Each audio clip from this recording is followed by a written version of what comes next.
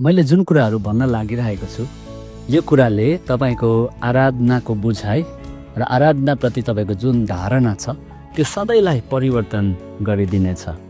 यसकारणले मलाई केही छन् ध्यान दिनुहोस् है। हाम्रो जुन चाहिँ प्रचलित बुझाइ छ अहिले आराधना भन्ने बित्तिकै हामीले सोच्छौँ कि चर्चमा हामीले आधा घन्टाको समय उभिएर जुन वाद्यवादन इन्स्ट्रुमेन्टसँग गीत भजन गाउँछौँ त्यो चाहिँ आराधनाको भाग हो मुख्य तौरमा भनेर हाम्रो जुन बुझाइ छ त्यो गलत छ। र धेरै आराधनाको अभिव्यक्तिहरूमध्ये त्यो एउटा सानो भाग मात्रै हो। र आराधना भन्ने कुरा चाहिँ साह्रै बृहत गहिरो सागर हो र यसले हाम्रो जीवनको सबै पक्षहरूलाई समेट्छ। चर्चभित्रको 2 घन्टा 1 दिनको मात्र होइन, तर 6 दिनको हाम्रो सबै पेसा जागिर कामलाई नै पनि समेट्छ। र त्यो दुईटा जीवनमा चर्चभित्रको र बाहिरको विभाजन छैन। र यो कुरा म तपाईँहरूलाई बुझाउन चाहन्छु। एउटा शब्द म तपाईँहरूलाई दिन चाहन्छु, हिब्रू शब्द अवोदा, AVODAH, अवोदा भन्ने शब्द छ है। र अवोदा भन्ने शब्द चाहिँ बाइबलमा 289 पल्ट 289 टाइम्स बाइबलमा पुरानो करारमा चलाइएको छ। आउनुहोस् बुझौँ यो अवोदा भन्ने शब्दले आराधनालाई कसरी बुझाउँछ भन्ने कुरा म तपाईँहरूलाई बताउन चाहन्छु। उत्पत्ति 2:5 यसरी लेखिएको छ, परमप्रभु परमेश्वरले आकाश र पृथ्वी सृष्टि गर्नुभएको दिन भूमिमा एउटै पनि वनस्पति थिएन र भूमिमा कुनै घाँसपात पनि उम्रेको थिएन, किनभने परमप्रभु परमेश्वरले पृथ्वीमा पानी बर्साउनु भएको थिएन र भूमि खनजोत गर्न कुनै मानिस पनि थिएन। यो खनजोत भन्ने जुन चाहिँ शब्द छ नि, यो खनजोत भन्ने शब्द चाहिँ अवोदा भन्ने शब्द हो है। अनि अर्को ठाउँमा उत्पत्ति 2:15 पढिदिन्छु। परमप्रभु परमेश्वरले मानिसलाई अदनको बगैँचामा लानुभयो, त्यसको गोडगाड र हेरचाह गर्न राख्नुभयो। यो गोडगाड भन्ने शब्द छ नि, माटोमा हात गाड्ने काम गर्ने, यो चाहिँ अवोदा भन्ने शब्द हो है। र हेर्नुहोस् अब सेम शब्द जुन चाहिँ यहाँनिर कामको लागि चलाएको छ, वर्कको लागि सेम शब्द अर्को ठाउँ कहाँ चलाएको छ बाइबलमा भन्देखिलाई प्रस्थान 8:1 म पढिदिन चाहन्छु। फेरि परमप्रभुले मोसालाई भन्नुभयो, गएर फारोलाई भन्, परमप्रभु यसो भन्नुहुन्छ, मेरा प्रजाहरूलाई मेरो आराधना गर्नलाई जान दे।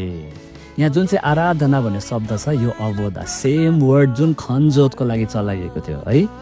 अनि अर्को ठाउँ पनि पढिदिन चाहन्छु, यहोशू 24:15, तर यदि परमप्रभुको सेवा गर्न तिमीहरूलाई मन पर्दैन भने त तिमीहरूले कसको सेवा गर्ने आजै तिमीहरूले रोज, कि हाम्रा पिता पुर्खाहरूले युफ्रेटिस नदी पारी पुजेका देवताहरू, कि तिमीहरू अहिले बसेको देशका एमोरीहरूका देवताहरू, तर म र मेरो घरानाले परमप्रभुकै सेवा गर्नेछौँ। यो सेवा भन्ने शब्द पनि सेम वर्ड अवोदा जुन आराधनाको लागि चलाएको थियो, जुन खनजोत गोडगाड कामको लागि चलाइएको थियो है।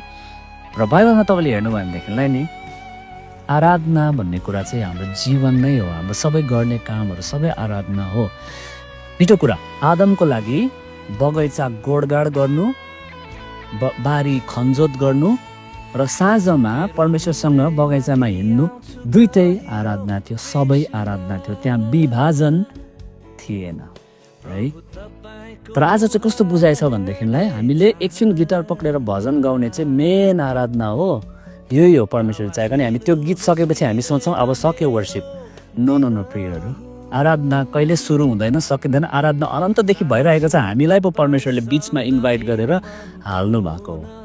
यस कारणले यस कुराबाट हेर्दाखेरि परमेश्वरको लागि चर्चभित्रको आत्मिक र हप्ताभरिको पेसा जागिर संसारिक भन्ने विभाजन छैन। सबै असल जागिर पेसाहरू आराधनाको एक्सप्रेसन अभिव्यक्ति हो। आदमले मलजल गरेर खनजोत गरेर गोडगाड गरेर बगैँचालाई विकास गर्नु, बगैँचामाथि गभर्नेन्स सुशासन गरेर हप्ताभरि मिनियल लेबर है आफ्नो काम गरेर त्यसलाई विकास गराउनु, त्यो पनि आराधना थियो अवोदा। र ऊ परमेश्वरसँग भेटेको समयमा बातचित गर्नु, घनिष्ठ हुनु, त्यो पनि आराधना थियो। परमेश्वरको नजरमा संसारिक र आत्मिक भन्ने विभाजन छैन, सबै असल पेसाहरू आराधना हो।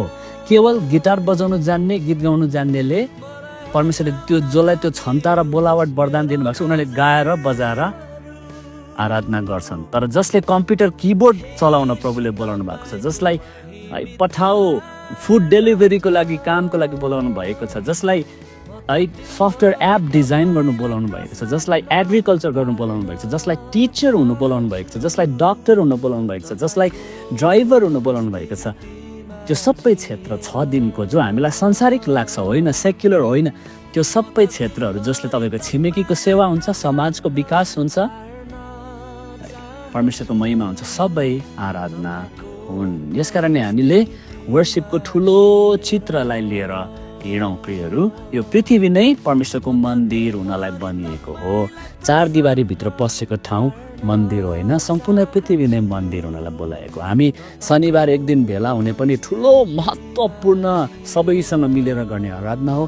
तर 6 दिन हामी त्यहाँबाट निस्केपछि गएर जिउने है रेस्टुरेन्टको है काउन्टरको पछाडि जुनसुकै काम होस्, यातायात विभाग है, सरसफाइ विभाग, एभिएसन डिपार्टमेन्ट, एभ्रिवेयर, तपाईँ जहाँ पनि हुनुहुन्छ तपाईँ आराधक हुनुहुन्छ, तपाईँ त्यहीँ परमेश्वरको पुजारी हुनुहुन्छ।